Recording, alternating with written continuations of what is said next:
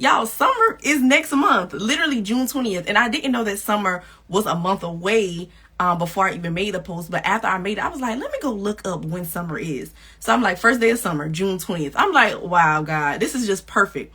Summertime is literally right around the corner, and I believe it is so important that we have us a summertime reset. So a summertime reset is essentially where we get locked back in on our financial goals. We do every single thing that we said we were going to do in January. So y'all know how it is when a new year comes in. We are so excited. We were like, we're going to do this different. We're going to do that different. I'm going to start budgeting my money. I'm going to save money. Oh, I want to save 10K this year. I want to save 5K. I want to buy a house. We start seeing all of these big, audacious financial goals. And listen, I'm here for it.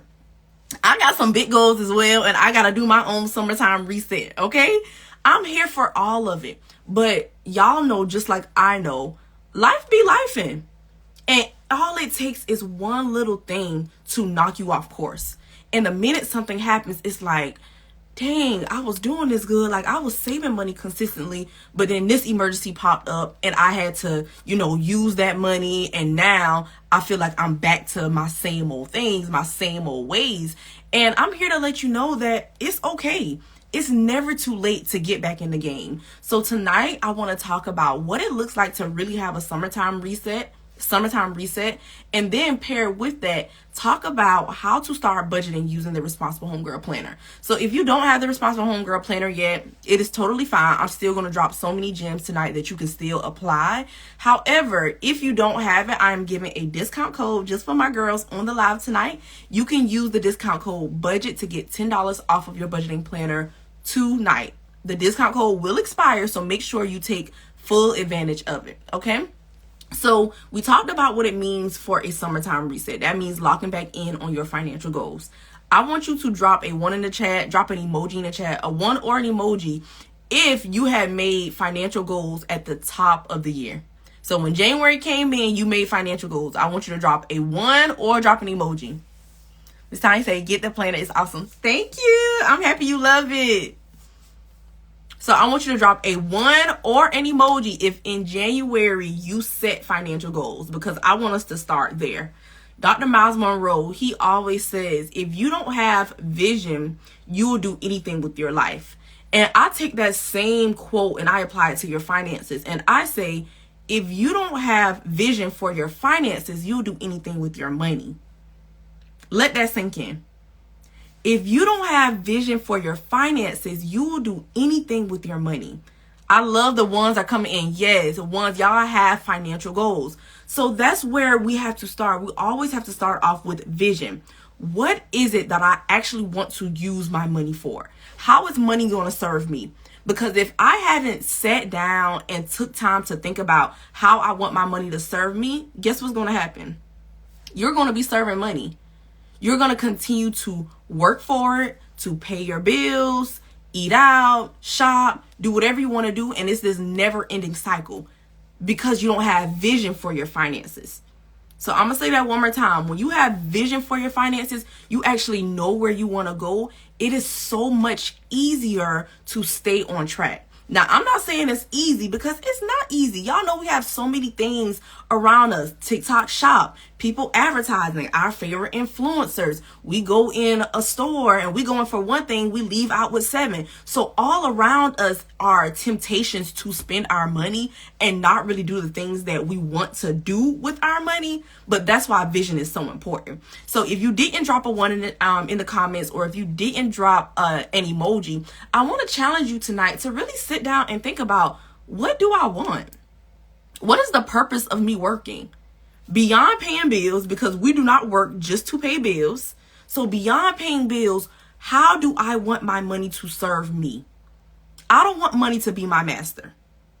So I really want you to challenge yourself to think about, why am I working? What am I working towards? What is the vision that I have around my finances? Because again, I'm going to say Dr. Miles Monroe's quote, and then I'm going to put my little twist on it. Dr. Miles Monroe, he always says, if you don't have vision, you'll do anything with your life.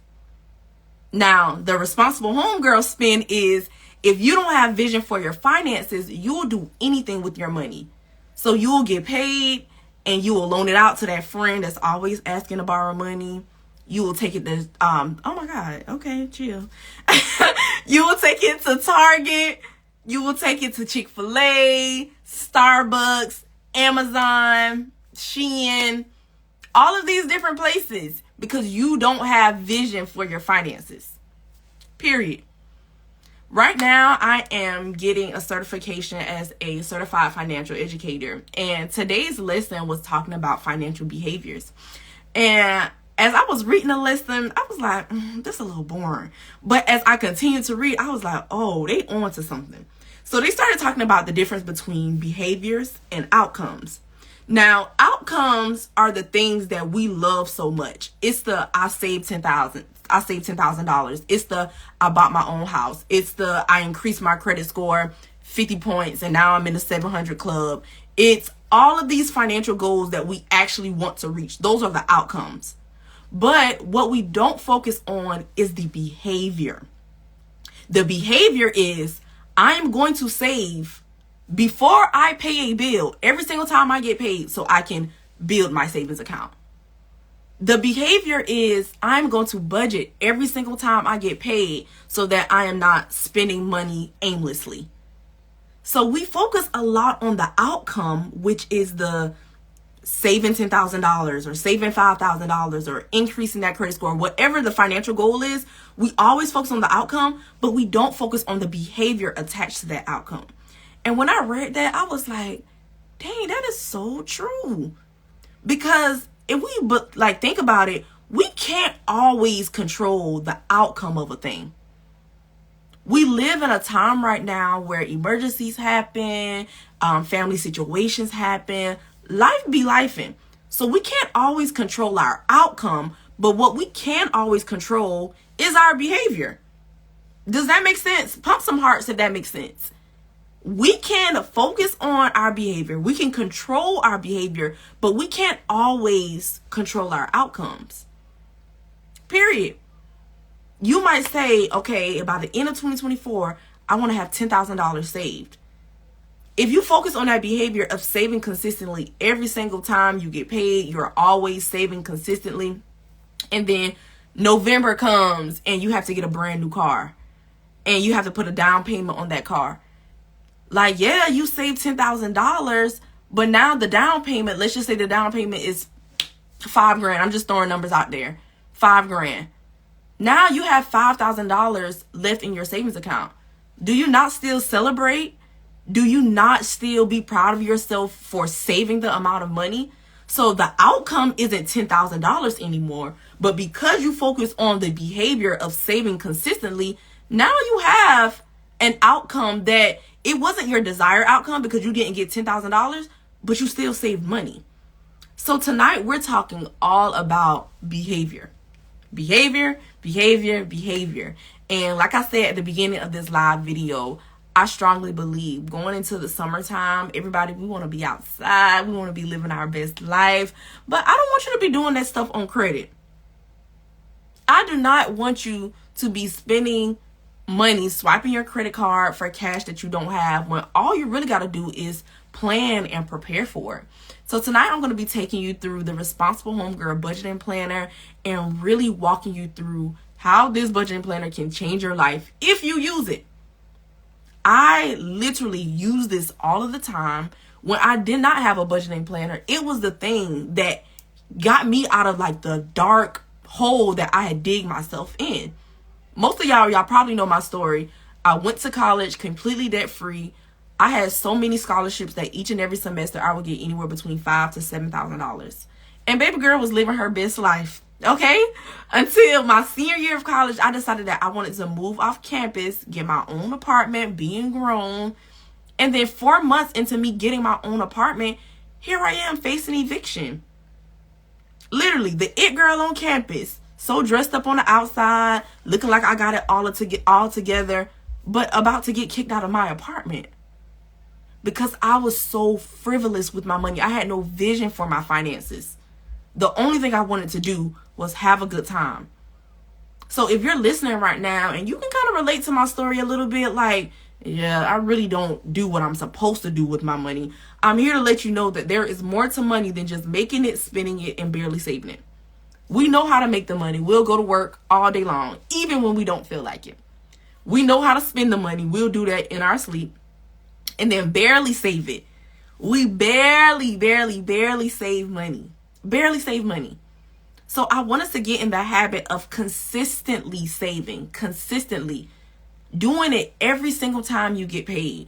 Doing it like clockwork before you pay bills. I know that we've been conditioned to believe that we work hard 40 hours a week, and then we pay our bills. Absolutely not. Because if something happens, and I always say this, if something happens, you cannot pick up the phone and call T-Mobile and say, oh my God, an emergency came up. I need my phone bill money back. In what world? That's never going to happen. But what you can do is transfer money from your savings account that you have previously saved to help you in your time of need. So it is very important that we prioritize our savings and we don't treat our savings like a back burner, and we just don't act like it's not important, because it is really important. And we're not saving money just to save. We always save with a purpose attached to it. So whether that's saving for an emergency, or saving for that vacation, or saving for that new wardrobe you want, like when it comes to your personal finances, it's really about intentionality. Sitting down and taking the time to think. And that's what we don't want to do. We rather live our life on a fly and just be very spontaneous and in the moment. And there's nothing wrong with that. But when you are working towards, your vision, it is so important that you lock in. Lock in. Hi. So for anybody just joining, we are talking about summertime reset, and I'm about to walk you through the Responsible Homegirl Budgeting Planner, because everything that you do flows from your budget. A higher savings account, an increased credit score, if you want to buy a home, if you want to start that business, if you want to invest in, learning a new skill, it all begins with budgeting. Budgeting is your foundation. So I want you to think about, if you are building a home. If you are building a home, you are going to make sure that foundation is rock solid, because everything that you build upon that foundation is going to be, like whether or not it stays up, that's going to be determined based on how strong your foundation is. So same thing with your personal finances. When it comes to you actually investing your money and paying off debt and doing all these different things, you want to make sure you have a solid financial foundation.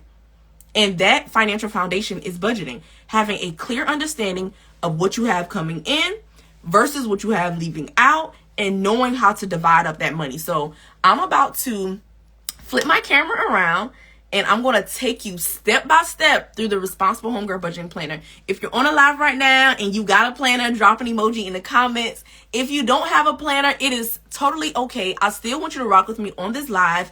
And after the live ends, I want you to use the discount code BUDGET. So BUDGET, use the discount code BUDGET to get $10 off of your budgeting planner. Because I don't want this to just be a live that you just sit on and you don't apply any action later on. Knowledge isn't power. Applied knowledge is power. I'm going to say that again. Knowledge isn't power. Applied knowledge is power. So don't just sit on the live and, just hear my voice and then you don't do anything after the live ends. I'm giving you the opportunity to not only get the budgeting planner for a discount, but also allowing you to kind of step into my brain a little bit and get a clear understanding of how to even use this planner. So I'm about to flip my camera around so y'all can actually see the ins and outs of this planner. And we're going through everything from top to bottom.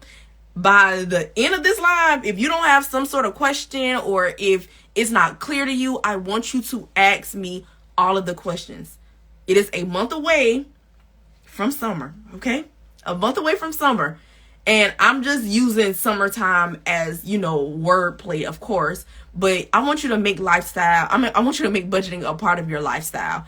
It's not based on, a time of the year like a January, or just because we're heading into June and July. Like, no, it doesn't matter. I want you to make budgeting a part of your lifestyle. So, like I said, I'm about to flip my camera around. If you have your planner, go ahead and pull it out. If you don't have your planner, it's cool. Just pay attention. And then after the live ends, use the discount code BUDGET to get $10 off of your budgeting planner. So let me pull my camera up and then flip the camera so y'all can see. So this is the Responsible Homegirl Budgeting Planner. It says, girl, stop wasting your money. And the planner is a 6-month dateless planner. This is a brand new planner that I pulled out so y'all could see. So when you first open it up, I don't make excuses. I make it happen, period. That should be a mantra for every single person because it is so easy for us to make excuses. But I'm here to tell you, excuses are not going to get you anywhere. It is a proverb that I love. I want to say it's in Proverbs 6. And it says, by making excuses, you'll learn what it means to go without. And when I read that, I was like, oh, okay, Lord. It literally says, by making excuses, you will learn what it means to go without. And I don't know about any of y'all, but I want to live the abundant life that God has promised me, period. So what does that mean? That means we have to plan and prepare for it and manage what he has already given us well. We cannot just sit around and say, oh, I can't wait to be blessed and XYZ. No, you got to do your part too. So from the jump, I don't make excuses. I make it happen. I really want you to commit to not making excuses and sticking with this. So for my girls that have the Responsible Homegirl Planner, I know y'all barely like to read, so we're going to go through this as well. So this is how you get the most out of your Responsible Homegirl Planner. So starting off, this is a 6-month dateless planner, and we have different sections. So the first section is money management. So this is like a section that is devoted to like teaching you about some things that you probably didn't learn about money, and we're going to go through those things as well. Then you have you have pages called Where's My Money? So you have these pages in month 1 and month 6. So these are like your big picture pages. This is where you kind of focus on your net worth. Y'all, celebrities are not the only people with net worths. You have a net worth too. And all that is what you own minus what you owe. So your assets versus your liabilities. And I'll show you how that's set up as well. Next, you have important dates. Remember, I told y'all that budgeting is all about sitting down, taking the time to think, to plan. So it is time for you to really think about what's coming up. Do I have somebody's special's birthdays coming up who I usually buy a birthday gift for? Am I going out of town with my homegirls? Is my car taxes due? Like anything, think about what it is that you have to pay for that isn't like in your typical month-to-month expenses. Next thing, so lifestyle budgeting, those are our budgeting templates. So this is where you actually start budgeting your money. In each and every single month, I have 4 because I don't believe that you should budget once a month. I believe that you should budget based off of how often you get paid. So I put 4 in there because, there might be a person who gets paid every single week. But if you get paid bi-weekly, you'll probably only use 2 of those pages. If you get paid monthly, I don't know a whole lot of people who get paid monthly, but I've met teachers in the past that got paid monthly. But if you get paid monthly, you'll be using one of these pages, or you could possibly even use more if you want to go back and tweak your budget when you get paid. So the next thing is weekly plans. And these are just blank pages for you to really just sit down and think about what needs to be done this week. So even though it is a budgeting planner, you can also use it as a daily planner to help you stay organized. The next is one of my favorite pages is Does Outside Cost $200? If you've been rocking with me for a little while, you know that I always do these videos called Does Outside Cost $200? And I'm talking about the different money that I spend. So this is the place where you will actually track your spending. So if you're in the beginning stages of your personal finances, like how I was in 2019, like I was looking at every single dollar. Like, okay, I spent this here, that here. And sometimes you gotta be a little OD until you get to where you want to be. It's nothing wrong with tracking your spending and knowing, okay, this is coming out of my account, that is coming out of my account. So that's just outside cost $200. And then make it make sense. That is like our, how can I say it? That's like our overall category. So based on your tracking, you can kind of categorize where your money went to, and you can look for patterns. So this is how you get the most out of your Responsible Homegirl Planner. So now let's move right along. So we have our daily affirmations, because y'all know sometimes it can be a little hard out here in these streets. So your daily affirmations, if you ever need a nice pick me up, or even if you just want to get into saying these affirmations daily as a reminder of what you're working towards, always go to these pages in the front of your planner. So the first section that we have is our money management section. Manage your money so your money isn't managing you. That's a bar. Manage your coins so your money isn't managing you. So this is the first page over here is I am committed to being responsible with my money. So I want you to write yourself a 6-month commitment letter. Y'all, we can lie to people. We can lie to our friends, our family members. Who you can't lie to is yourself. Period. So the reason why I'm starting this off with a bang, like I want you to write yourself a 6-month commitment letter, is because at the end of the day, you have to look yourself in the mirror and say, am I being a woman of my word? Am I keeping myself, my promises, or the promises that I made to myself? We have so much expectations on other people, and we don't even put that same pressure on ourselves. Does that make sense? Or am I tripping? Like, how do you expect other people not to lie to you, but you lie to yourself? That don't make sense to me. That doesn't make sense. So I want you to write yourself a 6-month commitment letter. So she said, it's a 6-month planner. So do I buy another one and start over at the end of the 6 months? Yes, ma'am. And the reason why I did it 6 months at a time is because I really just want you to be very intentional and do it 6 months at a time and not get overwhelmed by the whole year. So yeah, you would finish out the 6 months and then buy another one the next 6 months. So here for the next 6 months, I plan to focus on, that was a great question to segue into this page. So your personal finances are very interconnected, but I don't want you to get overwhelmed. I want you to think about what you want to do in 6 months. So whether that's increasing your income or building your emergency fund, saving consistently, paying down or off debt, starting a business, growing your business, investing in your financial education, increasing your credit score, opening a Roth IRA or other. And then it's a note section here where you can kind of fill it out on your own if it's something that I didn't list here. So I want you to literally pick between 1 to 3 items. And if you're like, kid, I don't even need 1 to 3 items. I just want to focus on saving consistently and I have to pay off this credit card debt. If those are your 2 things, cool beans. What you're going to realize is all of this stuff is a little bit interconnected. Like they all come together. But by you focusing on saving consistently and paying off that credit card debt, you're going to be even more intentional. Like at the beginning of this year, I started this club called the Secret Savings Club. And about, I want to say either last week or 2 weeks ago, I sent like checkups, like check-ins to the different people in my Secret Savings Club. And one of my girls, she was like, Key, at the beginning of the Secret Savings Club, I had a goal to save $5,000. She was like, I haven't saved $5,000 yet, but I have paid off $2,000 off of my credit card and I have saved X amount. When I tell you I was so proud, I literally screamed when I was listening to her voice message. Because I'm like, this is what intentionality looks like. This is what it looks like to focus. No, you probably didn't, hit that goal like we were talking about earlier, that outcome. But look at what happened. You paid off so much of credit card debt that's actually costing you more money.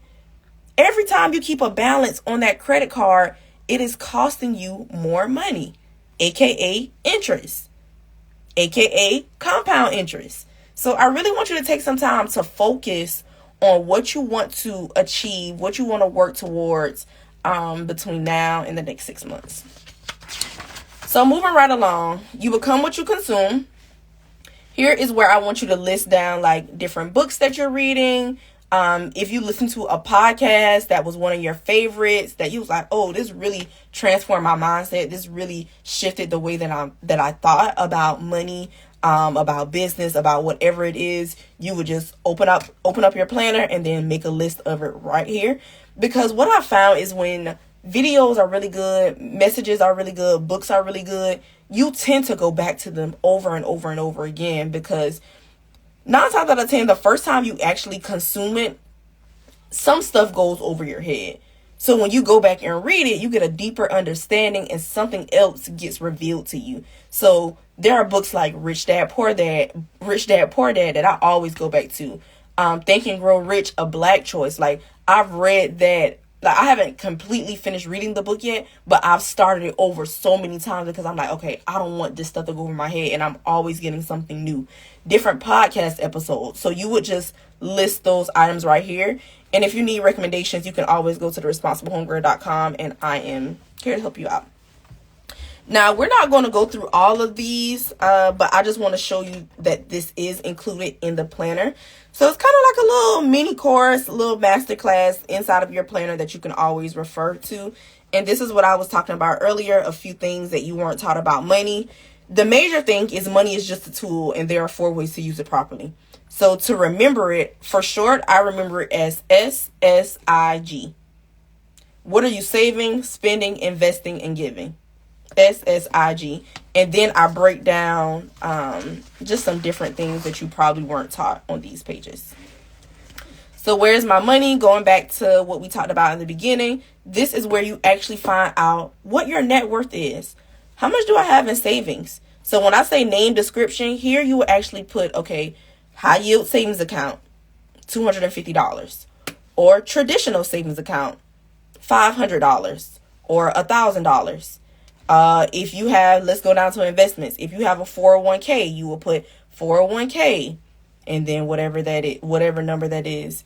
If you have a Roth IRA, you would write Roth IRA and then whatever that number is.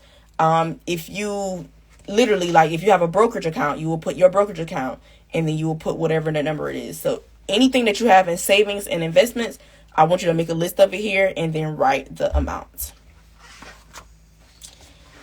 Now, on the next page, this is your debt. So any debts that you have, whether that's a car loan, student loan, credit cards, what else do people have? Some people have personal loans. Like, any other debts that you have, I want you to make a list of it here and then amount. And then this is where you'll actually do the math of your assets, so savings and investments, minus your liabilities, debt. And this is how you'll get your net worth. Now, if you're like, Key, why in the world do I need to know my net worth? Knowing your net worth is really important because it helps you even more. Just kind of have that vision for your finances of what I want to work towards. You can feel like this entire paper and this back page is filled up with debt, and then you flip it over and you don't own a thing. So if you don't own nothing, but this back page is filled up with debt, can somebody tell me what is that telling you? What would that tell you if you have this page filled up with debt and then maybe one savings account? I want y'all to drop in the comments, what does that tell you? What information does that give you? Like, if this page is barely completed and this page is filled up with debt. Low net worth, exactly. Low net worth. You broke. Oh my God. We don't use the B word. We don't use the B word. That tells you, like, okay, I need to be working on owning some stuff. I need to be working on getting out of debt. Yes, managing money wrong. Exactly. So it tells you so many different things. I need to be focusing on building up my savings and my investments, and I need to get out of this debt. Oh, this is great. Somebody said you're relying more on credit. Exactly. You're relying more on credit than what you're actually working on. You're spending more than you're investing into yourself. Bingo. Time to rethink things. Exactly. It's time to rethink some things. So you actually want to do this activity. Please do not skip this activity. And I know sometimes it can be a little hurtful. I know when I first did it, I was like, dang, Kiani. It could be a little hurtful looking at it. But I want to challenge your perspective. It's not about looking good or looking bad. It's about collecting information. It's adding more fuel to your fire to become more responsible with your finances. So that you know, like, I'm not just relying on credit. Like Brown Sugar Queen said, I'm not just relying on credit and debt to get me by. No, I am actually doing what it takes to build a positive net worth. And I do want to let you know, if your net worth is negative, getting it to a positive net worth is not going to happen overnight. So give yourself grace, celebrate yourself for even doing this activity, and start making moves to making your net worth positive. So I really wanted to highlight this. And we have these pages. Where's my money? We have this in month 1, and then we have it again in month 6. So let me go to month 6 so I can show y'all again. And the reason why we have it in month 1 and month 6 is because I want you to Lord, I can't get it together. I want you to compare where you started versus where you stopped. So again, we have the net worth pages in month 1, and then at the back of your planner in month 6. Okay, so now let's get into month 1. This is one of my favorite scriptures, y'all. Good planning and hard work lead to prosperity, but hasty shortcuts lead to poverty. I have this in every single planner. My very first planner that I handmade, I had it in that one. I have it in this one. And, I'm going to give y'all a little secret. We have some new planners coming out that I made some changes and updates to that are coming out really soon. This is the first scripture in that planner as well, because this sets the tone for your finances. Literally, the word of God says, good planning and hard work lead to prosperity, but hasty shortcuts lead to poverty. There are no shortcuts, period. We don't want to do nothing quick, fast, and in a hurry. We don't want to do the get rich quick schemes. We don't want to do none of that stuff, because that leads you nowhere but to poverty, period. So I really want you to get in the habit of playing the long game. In my most recent blog post, I was talking about your money mindset. And one of the mental shifts that I believe all of us need to make, especially in this generation, is valuing the crock pot over the microwave. I know it's so hard. Oh, I want this right now. But when you are able to delay gratification and say, okay, no, this is not where I want to be. No, I would rather have this right now, but I'm in a sacrifice season. I'm willing to sacrifice because I know that good planning and hard work lead to prosperity, and I can't shortcut my way to success, period. So I really want to challenge you all to think long-term about your finances. So again, like I said, 6-month dateless planner. At the beginning of the pages, at the beginning of the planner, I showed y'all that there are stickers at the beginning, so you can put your stickers here and then literally fill this out. So it doesn't matter if you started this planner in January or you copped it in June, July, it doesn't matter, it's dateless. So now moving right along to important dates. This is where it is time to sit down and do what people don't want to do. And that's think. Think. I want y'all to drop that in the comments. Think. Sit down and think. When we get paid, we are such in a rush to spend them coins that we don't work so hard for, without taking the time to think. But what I want you to do, I want you to get in the habit of, let me write it down so y'all can see it. Dang, whole thing just dropped. Planning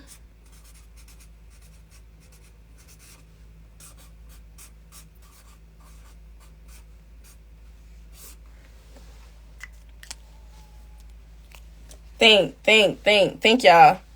I'm going to just sit this right here. I want you to get in the habit of planning first. When you get paid, the first thing that you need to do is sit down and plan. Before you pay a bill, before you give the money away, before you go out to eat, before you fill your gas tank up, get in the habit of planning first. So sit down and think. Think about what you have to spend your money on. Is somebody's birthday coming up? Do I have to pay car taxes? Am I going on a trip? Am I paying for a trip right now that I got to make another payment on? Sit down and think. And think about it week by week, so nothing catches you by surprise. Most of the time, we are frustrated financially because of poor planning. Something has popped up on us. And Y'all, I'm speaking from experience. Like, I did not go to school for none of this stuff. Like I told y'all earlier, I'm getting my certification right now. But prior to me getting this certification, everything that I speak about financially has came from experience, or even I've worked with somebody who has experienced it. And I'm like, oh, you're not the only one that has gone through this, because you're not the only one with this story. So sit down and think and get in the habit of planning first. Next thing, lifestyle budgeting. So all throughout the planner, you have these instructions. You have these rules to really help you with budgeting. Like I told y'all earlier, everything flows from your budget. A bigger savings account, a higher credit score, less financial stress. Let's hit that. Who be stressed out about money? I know I've been there before. All of that begins with budgeting. So number one, don't restrict yourself. It is okay to cut back, but you don't need strict restrictions. You need boundaries. And we're going to talk more about that when I actually get into planning. You need boundaries. When it comes to creating a lifestyle budget, I want you to put sustainable things in practice. So if you are used to spending $400 a month eating out, it makes no sense for you to say, oh, this month I'm only spending $100 eating out. Y'all, that makes no sense. How you going to go from 400 to 100? And yes, it might work 1 month, but we're not playing the short game. We're not cooking our food in the microwave. We're cooking our food in a crock pot. So I'll be the financial educator to tell you, instead of going from 400 to 100, how about we do throughout the week, we eat at home. On the weekend, we eat out. And then let's look at the dollar amount. We have to stop being so fixated on the numbers, because it's not a numbers game. It's about your habits. It's about your behaviors. It's about your emotions. We're so fixated on the numbers that we're not paying attention to the things that actually matter. Number two, always pay yourself first. This means saving before you pay a bill or spend money on your favorite items. Save first. Save first. Drop that in the comments. And I know I'm coming for how a lot of people is raised right now. No, I got to go to work. I got to pay my bills first. No, you need to save first. Save first. I want y'all to drop that in the chat. Save first. Always pay yourself first. You have to get in the habit of prioritizing your savings. I think back to when, like I said, I was a senior in college. It was my first time having my own apartment. I had a $7,000 refund check. And 4 months into me having that refund check, here I am facing eviction.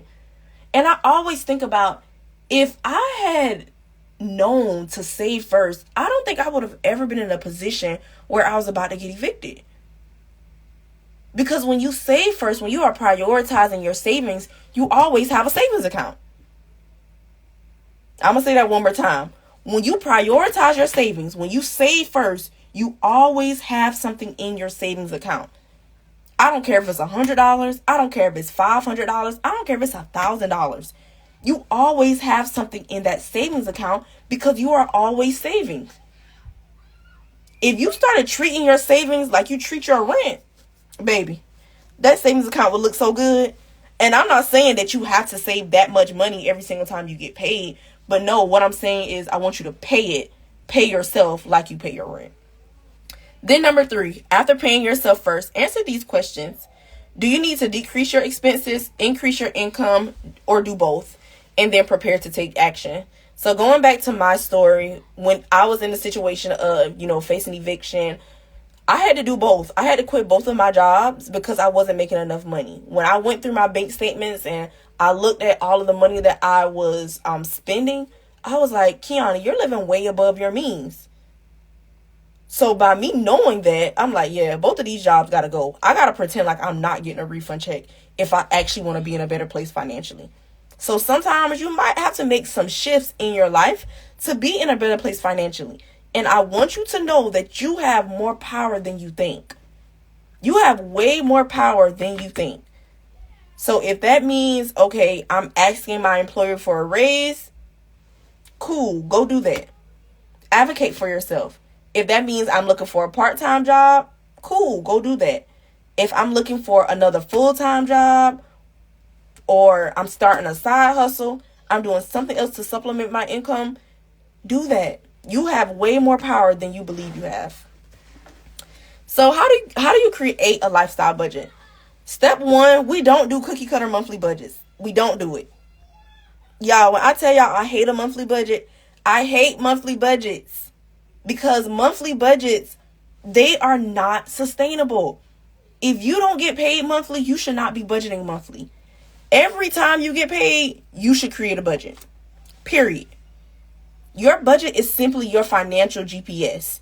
So you make the money. Now you have to tell your money where you want it to go. So about a couple of days ago, I went to Philly. I had never been to Philly before. So me and my friends, we in the car. We don't know where we're going. We don't know how to get to this Airbnb. So what did we do? We typed the address into our GPS. And they gave us directions from Columbia, South Carolina to Philadelphia. When I made that wrong turn and put us 15 minutes behind, it got us right back on track. So same thing with your budget. You make the money. You have the vision for your finances. You know what you want to do with your money. So you got to tell your money where you want it to go. If your goal is to save $10,000 by the end of this year, you need to tell your money, okay, this amount of money is going to the savings account. Spoiler alert, it's not going to just fall in there. You got to be intentional. So that goes back to what I was talking about at the beginning of the live. Like, your money is here to serve you, not to be your master. And when we don't plan first, money is our master, because the cycle is never ending. Okay, so I feel like I've been preaching a lot. Step 1, list your income. No cookie cutter monthly budgets. We budget every single time we get paid. Step number 2, list your expenses and your bills. Remember, we are budgeting one paycheck at a time, okay? Step 3, separate your money. This is your time to tell your money where to go. And remember, I told y'all there are 4 ways to use money as a tool. That's all money is. Money is just a tool. Going back to our money management section at the beginning. The 4 ways to use money as a tool properly: save, spend, invest, and give. For short, I remember it as SSIG. So I'll write this here as well so y'all can remember SSIG.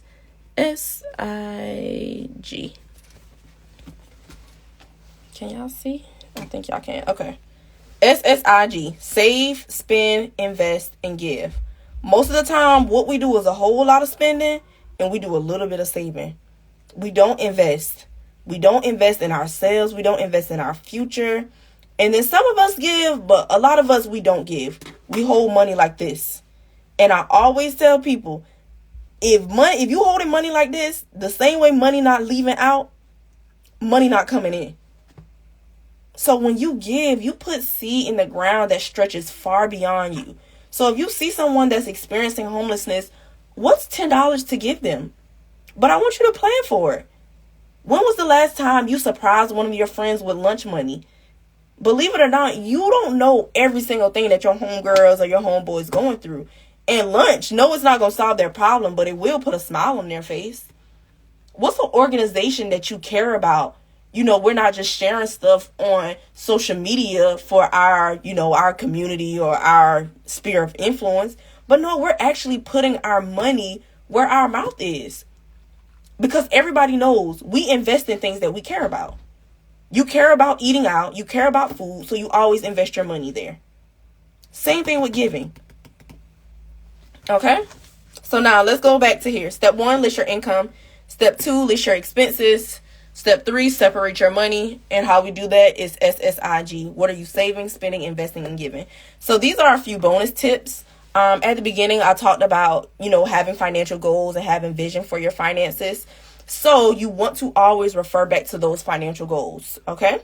Like I said, refer back to your important dates. So if you have car taxes coming up that you have to pay, or, somebody's birthday coming up that you want to buy a gift for, like, go back to those important dates that are inside of your planner. And then take your time and plan. The more you budget, the easier it'll become. Like, I can knock out my budget in about 10 to 15 minutes because I'm always thinking about, what am I actually using my money for? Where's my money going? I'm not just spending money aimlessly. And then last but not least, remember your why. We don't budget just to budget. What are you working towards? Everything starts with vision. Vision. Vision. Remember, Dr. Miles Monroe, he said, if you don't have vision, you'll do anything with your life. The Responsible Homegirl said, if you don't have vision for your finances, you'll do anything with your money. Period. So make sure you have vision for your finances so that your money isn't just, going wherever it wants to go. So now let's get into lifestyle budgeting. Matter of fact, let me do a quick temperature check. I feel like I've been talking a lot, so I'm going to flip my camera around. Does anybody have any questions? Any questions so far about anything that we talked about before I get back into lifestyle budgeting? So we talked about money is just a tool, how to use money as a tool. We talked about focusing for 6 months. What are the things that you really want to work towards? We talked about vision. We talked about not restricting yourself. We went through why it's important to have to know your net worth, calculating your assets minus your liabilities. Does anybody have any questions about anything? Is anybody confused about anything? Do I need to go back? Talk to me in the comments, please. If you're good, just say I'm good, and then we'll keep this show on the road. Oh, I should have had me some water. I'm going to give it a few seconds before I hop back in. If you're good, just drop in the comments, I'm good. If you have questions, go ahead and drop your questions. I don't want to leave anybody behind as I'm going through it. I'm good. Okay, perfect. I'm good so far. Okay, y'all good. Y'all say, I got this, girl. This not rocket science, and it is not rocket science. Y'all got this. Okay. So we're going to get back to lifestyle budgeting. Oh, this is a great question. What's the best savings account to get? So I believe that you need to have 2 savings accounts. And when I say 2, I don't necessarily mean exactly the number 2. More so 2 types of savings accounts. So you need a traditional savings account and you need a high yield savings account. So however many you want to have, that's cool. That's based on your financial goals. But I'm going to write it here. You need a traditional, and then I'll talk about the difference. Traditional versus a HYSA. Thank you so much for asking that question. So a traditional savings account is the savings accounts that I'm pretty sure most of us have. So those are the savings accounts that are attached to our checking account.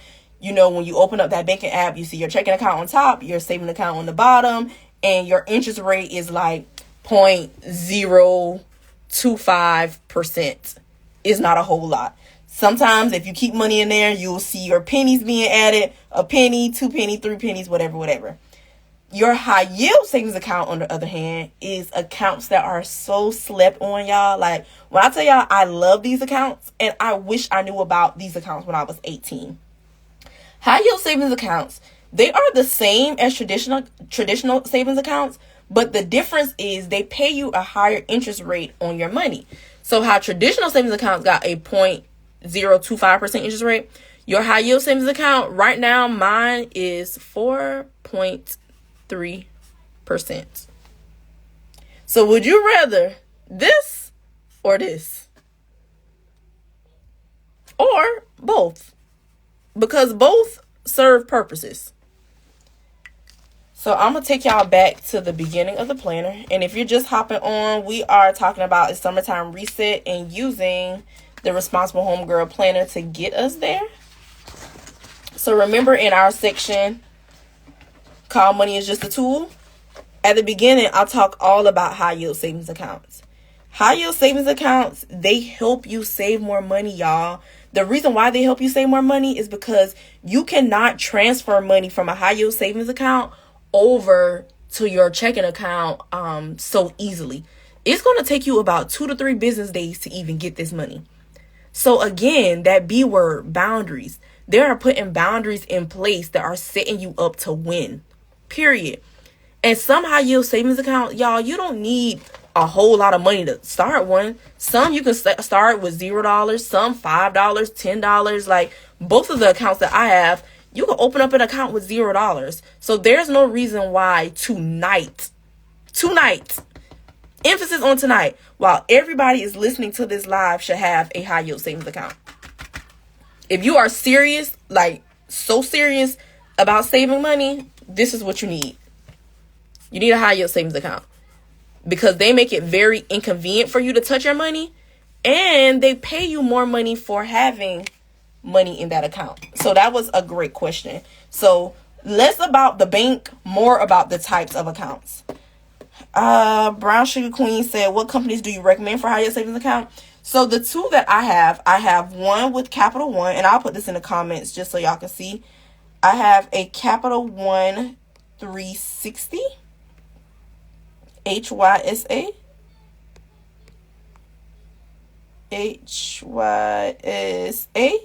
And then the second one that I have is with SoFi.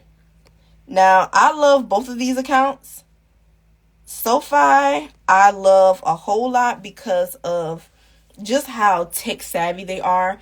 And inside of SoFi, you can create like multiple accounts within your one account. So an example of that is, y'all know like how different people, they have like the savings envelopes or whatever, and they'll be like, okay, this is for food, this is for groceries, this is for vacation.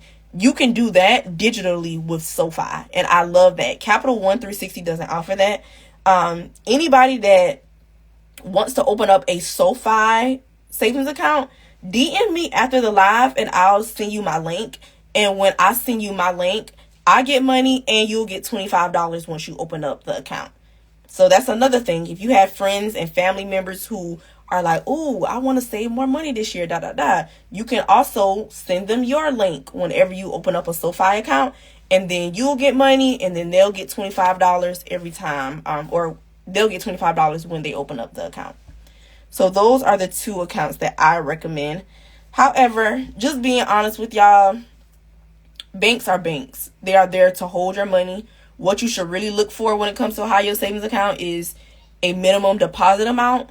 Both of the accounts that I recommended, it doesn't take a quarter for you to open it up. You can open it up with $0. You want to look at interest rates, but don't get married to an interest rates, because your interest rate, it can go up and it can go down. So during COVID, the high yield savings accounts interest rates were like 0.80%. But 0.80 is still higher than 0.025%. So we were still getting, a higher interest rate, but it wasn't as high. And then probably about 2 years after COVID, 2022, the interest rate were like 1%. And now 4 years post-COVID, the interest rate is 4.3%, which is amazing. So you want to look for things like that. You also want to look for fees. Like different accounts, you have to pay annual fees. None of the accounts that I mentioned, you have to pay annual fees. So that's a plus as well. So to answer your question, I would recommend Capital One 360 or SoFi. And if you are interested in opening up a SoFi account, DM me so I can send you my link, and then you can get $25 when you open up an account. All right, so we have been talking about a lot. All right, so let's get back into lifestyle budgeting. Great questions, y'all, and thank y'all so much for, paying attention and rocking with me. If you're new here, welcome to Summertime Reset. We are talking about lifestyle budgeting, and if you do not have the Responsible Homegirl Budgeting Planner, I highly recommend that you go copy one. And you can use the discount code BUDGET to get $10 off of your planner tonight. This discount code will expire, so do not drag your feet. Get $10 off and start budgeting and managing your money well. Okay, so lifestyle budgeting. Here is how you break it down. If you don't have a planner, just go get a blank sheet of paper right now so you can kind of walk through this with me, and you can even use your own income. I think tomorrow, that's what I should do. I should ask somebody, do they want to actually give me their income, and I make a budget for them. But for now, we'll just do the example. So this particular person, they have 2 jobs. They have a full-time job, and from paycheck number 1, they earn about $1,800. From their part-time job, they earn about $400. So total, that's about $2,200 for this pay period only. Again, this is not a monthly budget. This person gets paid bi-weekly. Okay? So now the expenses on this side, we have rent, we have their phone bill, Netflix, Planet Fitness. I will also recommend that you write the dates down. So in the new and updated version of the Responsible Homegirl Budgeting Planner, I did include like a date section. I'm so excited about the new planner. So just, shamelessly putting that out there. But I would definitely recommend that you write the dates on the side so you will know exactly when these bills are due, because paying your bills on time is super important. Most of the time when we have credit scores that are struggling really hard, it came because we did not pay our bills on time. Whether that was a credit card bill or that cable bill or that phone bill, and now they're reporting it to our credit. Like, you want to make sure that you're paying your bills on time. So after you have listed these things, you have listed your income, you have listed your expenses and your bills. Remember, step 1 was list your income. Step 2 was list your bills. That's what I'm saying, y'all. If you buy the Responsible Homegirl Budgeting Planner, it's like I'm right there with you. I'm in your skin teaching you how to budget. All you got to do is read. So step 1, list your income. Step 2, list your bills. So that's exactly what we did in the example. We listed our income. We listed our bills. Got the total amount.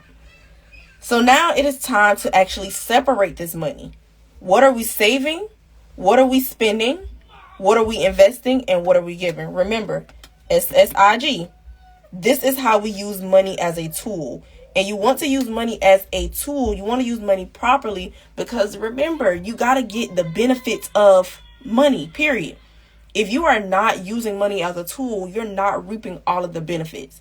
It's almost like having an iPhone and only using your iPhone to talk and text. Why get an iPhone if you just want to talk and text, when you can do so much more things with your iPhone? If you only want to talk and text, baby girl, save your money and go get you a flip phone from Dollar General. So same thing with your money. Don't just save it. Don't just spend it and barely save it. You want to save it. You want to spend it. You want to invest it, and you want to give it, so that your money is always in motion. Does that make sense? So first thing we want to do, remember, pay ourselves first. Save first. Save first. So I don't care if it's $20, $50, $100. I always recommend that you save at least 20% of your income. So 20% of your income, if you get paid bi-weekly, that's 10% of your income. So you would just multiply 10% and then put that in your save column. But if your numbers are a little crunched right now, it's cool. You don't have to save a whole 10%, but you have to save something, because saving something is better than saving nothing. So the first thing you want to do is save something. They put all this in their emergency fund, and then they did $60. I don't know if that was me or not, but they did $100 in their emergency fund and then $60 in their regular savings. So the next thing you want to do is you want to attack your spend column. So 1137, that's bills. We're going to put bills on top, because like I said, we are we are paying our bills on time. So bills here, 1137. Food, $300. Now, I know I told y'all you don't need strict restrictions when it comes to food, but how do I actually get this food number? How do I get this $300? You get that $300 by looking back at your bank statements, looking back at your patterns. What do you typically spend on food? I'm telling y'all, you might lie to yourself all the time, but what won't lie to you is your bank statements. So pull out your bank statements and look at how much money you typically spend eating out, how much money you typically spend on groceries, and then come up with a roundabout number. Now, this isn't something for you to be so strict about or anything like that, but no, it's to give you a target that you're working towards. Same thing with gas. Look through your bank statements. How much do you typically spend on gas? Do you spend a whole lot on gas? Do you spend a little on gas? Does it just depend on your place of employment and what you're doing? Like, use your past bank statements as reference and then go from there. And then here is miscellaneous. I put 162 here, but miscellaneous is honestly a category that I do last. Like, yeah, I already have it listed here, and you can add whatever categories you want right here. If I turn to the next page, all of this is blank. So it's completely customizable, but I just started you off here so that you can actually see like what it looks like. But miscellaneous is what I do last. That's like, I would say the money that is just chilling in your bank account, chilling in your checking account. So you don't have a specific purpose for it yet, but you know that this is the money that, okay, if I want to buy a Stanley Cup, then I'm going to take the money for a Stanley Cup out of this 162. And I'm just saying that because Stanley Cups are so trendy, so popular.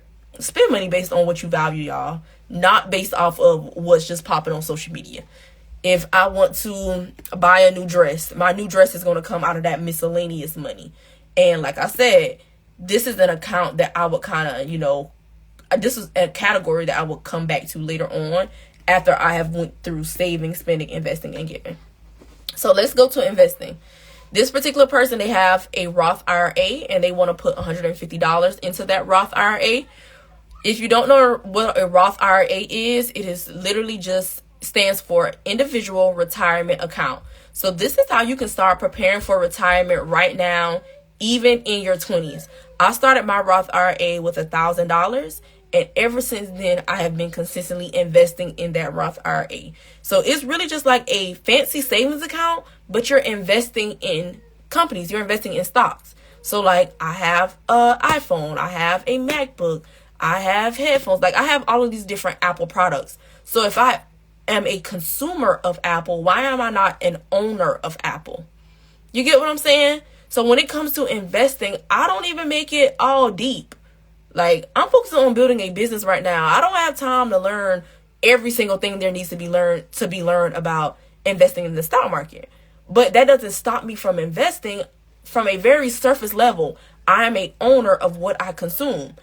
I'm scrolling on Instagram. I'm scrolling on Facebook. I use these things for my business. So if I consume these social media platforms, I need to be a owner of Meta. So I want you to think about, what companies do I like? What companies do I use? What companies do I trust? Because if you use them, if you like them, if you trust them, I'm talking about the Amazons of the world, the Microsofts of the world, like these solid companies. If you like them, trust them, and use them, other people do as well. And when they make money, you'll make money. So that's my little tidbit on Roth IRA. And then this person, they also invested $47 in a course. I'm telling you, the best investment that you can ever make is in yourself. Invest in your self-education. Period. Invest in your self-education. So the course might not be $47. It might be $247. It might be an ebook for $10.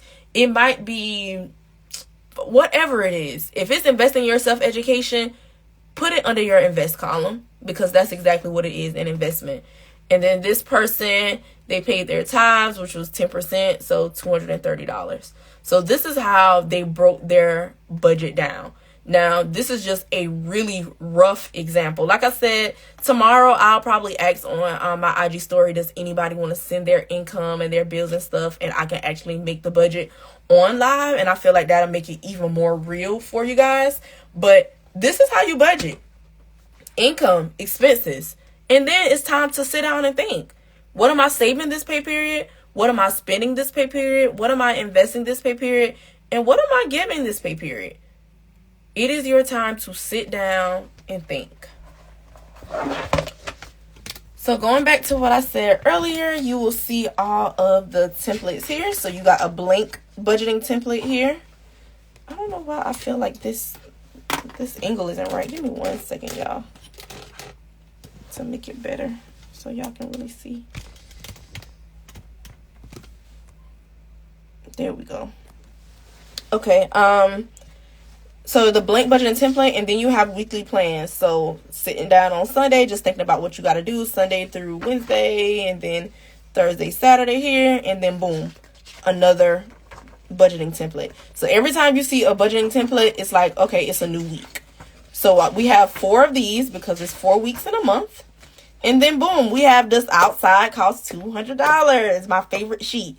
So this is the space where you would track your spending for the month. So you can do this as you spend money, Or you can sit down every single week, and when you're going through your bank statements, you can write the date, what it is that you spent money on, and then the amount. So this is, like I say, where you track all of your spending, and I got 2 pages for you because I know some of y'all be spending a bag, okay?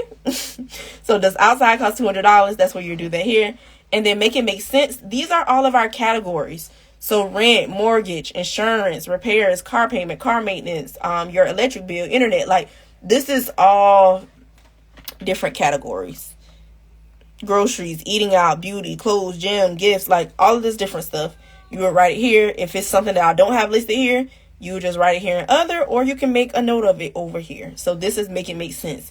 This is the space that you will use where you categorize where your money went to. After make it make sense, we got 2 pages to make it make sense. And then what patterns do you see?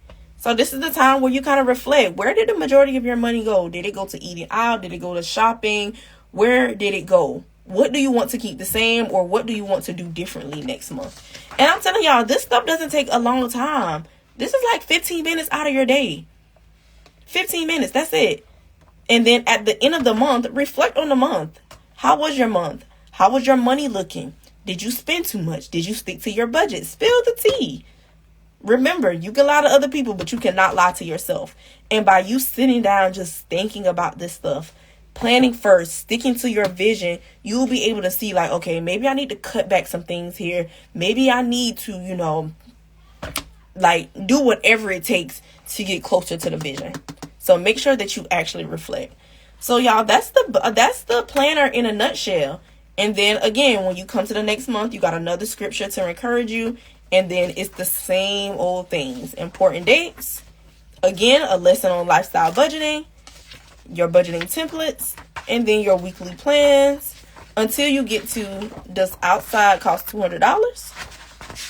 And you do this month after month. It's a 6-month dateless planner to really help you budget your money and manage your money well. So now that I have showed y'all the planner, again, I want to remind you to go to the responsiblehomegirl.com. Purchase your Responsible Homegirl budgeting planner if you don't already have one. Use the discount code BUDGET to get $10 off of your planner. I really want you all to get it, start using it, and really pour yourself into this summertime reset. Summer is 1 month away, and I'm saying this not as just summertime, but kind of like as a halfway year marker. Do y'all know the amount of times we come into a new year excited, and then we end the new year saying, oh, I can't wait for the new year. Oh, I can't wait for next year, because we weren't women and men of our word. And I'm telling you, all it takes is a little bit of planning, intentionality. It's not going to be perfect, but the more you work towards it, the more you lock in, the more you join the lives and consume my content and read my blog and do all of these different things, you'll get closer and closer and closer to your financial goals. All I'm saying is I don't want another year to pass and you back in the same spot financially. Period. I don't want that for you. And you shouldn't want it for yourself. So here I am. I'm pouring every single thing that I can that has helped me and has helped other people into you, hoping that you will take action. So before we end the night, I just want to thank y'all so much for even joining, for rocking with me, for asking the questions, for engaging. Does anybody have any last minute questions for me before I kind of give you a recap and wrap up? So drop your questions in the comments. While you're dropping your question in the comments, just a reminder, if you want the link to the high yield savings account that I talked about so far, where I'll get money and you'll get $25 as soon as you open up that account, just DM me and I'll send it directly to you. SoFi is a great high yield savings account that you can start saving money consistently, and it's going to make it very inconvenient for you to touch your money. And if you are serious about saving your money, you don't need to have quick access to it. Like, I cannot tell you the amount of times I've been in Target or in any store and I'm at the register doing that little quick transfer from my savings to my checking, spending money that I know I should not be spending. But you cannot do that with a high yield savings account, because it's going to take about 2 to 3 business days for you to even get that money. And you got to ask yourself, do I really want this 48 hours from now? And 9 times out of 10, the answer will be no. Okay? So LC Beauty said, any advice or preferred method on tackling debt? Yes, that's a great question. Can you be a little bit more specific for me? Are you talking about credit card debt? Because I'll just start off with credit card debt, because I know a lot of people struggle with that. But if you're talking about another type of debt, just drop it in the comments for me so I can answer your questions directly.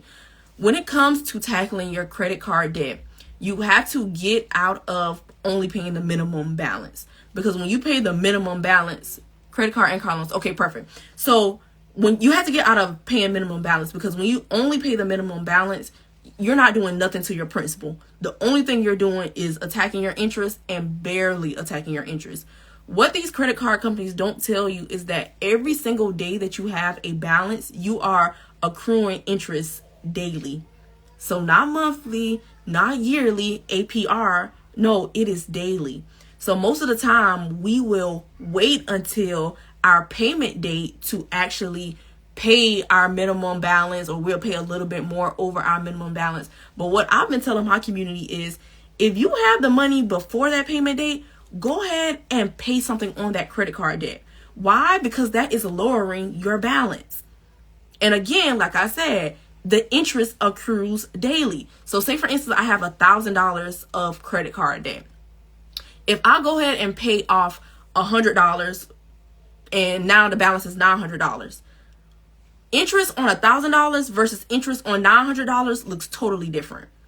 So now when my statement comes out and it's time for me to pay it, I am going to owe less money. Why? Because I have been paying on the actual balance, the actual principal. So that's a small tactic that you can use. And then another thing is, you just got to be really intentional about getting it down. The minimum payment is not going to work. So if that looks like you getting a part-time job, you working overtime, working extra hours so that you can throw money at this credit card debt, by all means do it. Does that mean sacrifice your savings? No. I tell people all the time, you can save and pay off debt at the same time. Are you going to be as aggressive? Probably not. Probably not with your savings, but it's still important to save something than to not save nothing at all, and be very aggressive with your credit card debt. Now, when it comes to car loans, this might be a little old school, but doubling up on payments, that always helps, because when you double up on payments, again, you are attacking principal. What gets us with debt, period, is when we only pay what they are telling us to pay. Is most of the time, majority of the money is going to the interest and not to the principal. The principal is what we actually owe. So we have to kind of shift our mindsets a little bit and just get really aggressive about putting more money towards it, so that we are actually attacking the principal and the interest. So that was a great question. Thank you so much for asking that. Katie said, when investing in a Roth IRA, what type should you invest in? So, Katie, when I think you're trying to ask kind of like the company, I went, because all Roth IRAs are pretty much the same, because the Roth IRA is kind of like a savings account. So Roth IRA is just an account, but it's an individual retirement account.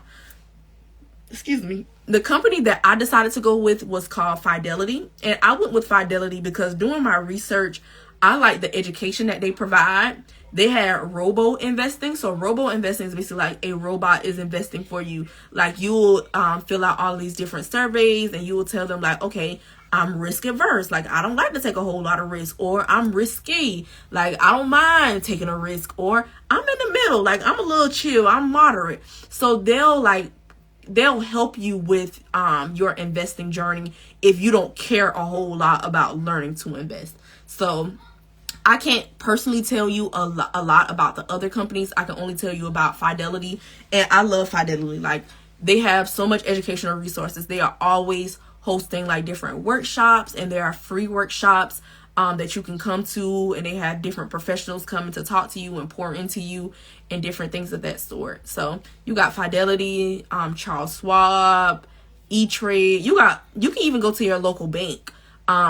your local bank, they might require you to, like, let's just say start that account with $1,500. Like, different holders have different rules.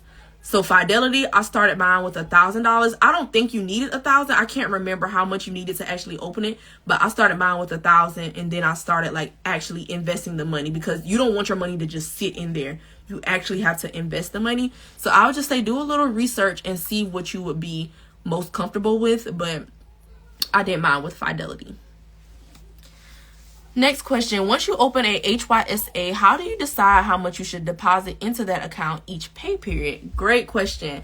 So a rule of thumb that I use for myself and people that ask me this question or in my community, I always say that your traditional account is for short-term savings, and then your high yield savings account is for long-term. So when we're talking long-term, we're talking about emergency fund. So if you don't have a fully funded emergency fund, which is about 3 to 6 months of your expenses, then that will dictate how much money I'm actually putting in that high yield savings account. So if that number for you is $1,000, and I'm just using this for easy numbers, if that's $1,000 and you're like dividing this over 6 months, oh, I shouldn't have did that because my math not mathing. My math is not mathing. I tried to do the numbers in my head. My girl was like, baby, your brain is not set up like that. But get your number, whatever your number is, divide it in the amount of time that we have left for 2024, and that will help you determine what you should be putting in that high yield savings account. Does that make sense? If that don't make sense, let me know and I'll break it down for you even more, or I'll like go to my calculator and actually do it for you. But yeah, always remember, no matter what you're doing, start off with vision. Start off with where you're actually going, and then let that dictate the number that is going to take for you to actually get there. So remember, traditional savings account is for more short-term stuff. So that's, okay, I'm investing in a wardrobe, so I'm going to buy a new wardrobe. So I'm going to buy 3 pieces a month or 4 pieces, like whatever it is. That's short-term. Versus long-term is more, 6 months, a year, different stuff like that. And the reason why I like high yield savings accounts for more long term is because your money have more time to season. Like, the more money that you have sitting there, the more money that you can actually make. So if I have $1,000, $2,000 sitting in my high yield savings account, I'm going to make more money because it has a 4.3% interest rate. Versus if I have $2,000 in a traditional savings account and I'm only getting an interest rate of 0.025%, that doesn't make sense to me. So I believe that you should always have majority of your money in your high yield savings account. Because if we think about it, when it comes to savings, we're not saving with the expectation of touching this money. Not unless it's for something short term. If it's for something more long term, that money should just be sitting there, really collecting dust, but in a high yield savings account, collecting interest. Okay? Great question. Let me know if I answered that well. If not, I could break it down even more. Y'all, this was good. I'm gonna be back tomorrow. Because I'm so serious about this summertime reset, and I really want to help as many people as possible understand how important it is to manage your money. I know we live in a time where we are so fixated on making more money and investing money and doing all of these different stuff. But if we don't know how to manage our money well, we will always be in this rat race of living to work, pay bills, shop, eat out, and do it all over again. And I don't want that for us. I really don't. When I learned about the racial wealth gap and how Black folks are at a disadvantage, and I put disadvantage in quotes because systemically there are a lot of things that have not worked in our favor, like slavery, redlining, different things that have just stopped our economic progress. But now in 2024, honestly, we don't have no excuses. We live in an information age. We have $1,000 phones that we can always Google stuff on. So why are we not taking full advantage of what's at our fingertips? And if I can help you in any way possible to really manage your money and get a grip on the foundation and then watch you soar, oh, I'm for sure going to do that. No, it's not too late to ask. Go ahead and drop it. I'm here. Go ahead and drop it in the comments. I am here. But yeah, like, we gotta start thinking more big picture and really focusing on stuff that matters. Like having a good time, making memories, having those experiences. All of those things are good and dandy, but do not forget about your vision on the journey. We don't have to live in an either and. An either or. It could be both and. Should you start with one goal at a time? Example, I would like to open a savings account for my child, but I also want to have bills paid at least 3 months ahead.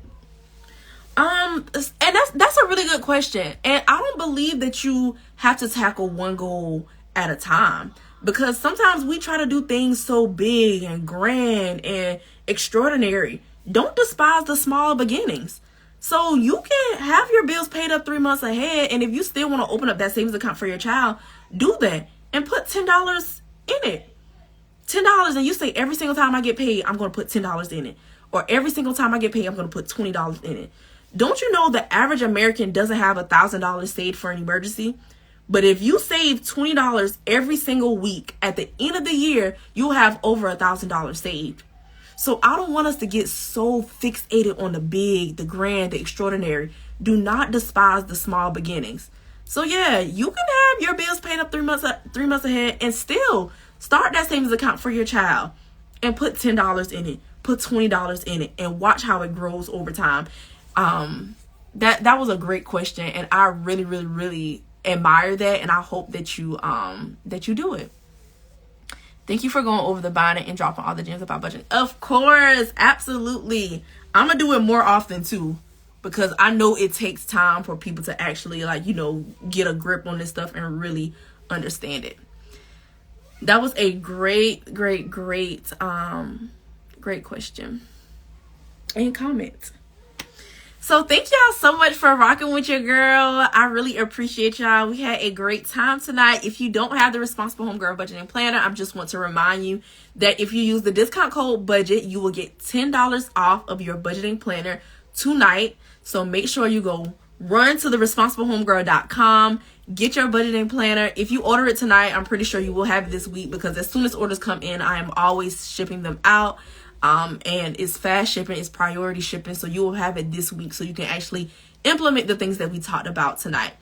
If y'all don't have any other questions, I am going to go ahead and end the live. It will be on my page, so you can watch it on my page. I'll also post it on YouTube as well. And thank y'all so much for rocking with me. Go get your planner, and I'll see y'all back here tomorrow. See y'all. Yes, go get your binder. Go get it. Go get it. This was a great live, and thank you so much. Great live, so much information to the process. Yes. And if you have any questions, let me know. If you want the SoFi link, DM me after the live, and I'll send it to you so you can open up that high yield savings account tonight. Y'all got homework. I'm actually put the homework in the caption of this video, so y'all can do that homework and then meet me back here tomorrow. All right, see y'all. Have a good night.